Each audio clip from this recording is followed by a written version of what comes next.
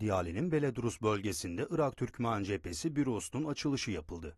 Açılış, Irak Türkmen Cephesi Diyale İl Başkanı Doktor Hüsame Nazım Dede tarafından yapıldı. Açılışa ilçedeki kanaat önderleri, aşiret temsilcileri, kültürel ve sosyal aşiretler yoğun ilgi gösterdi.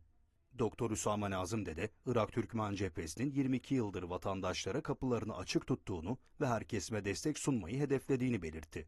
Yeni ofisin halkla doğrudan iletişimi güçlendirmek ve sorunları dinlemekle çözüm yolları üretmek amacıyla hizmet vereceğini vurguladı. Büromuzu ve ofisimizi burada yeniden açılışını yaptık.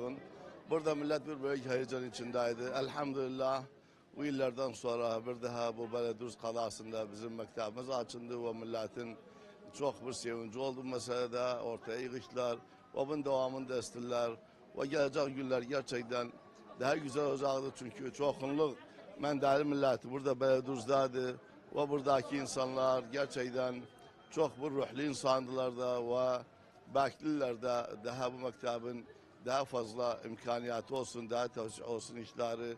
Çünkü millet burada cepheye bağlıdır ve esirde cephe dursun ölsün her zaman.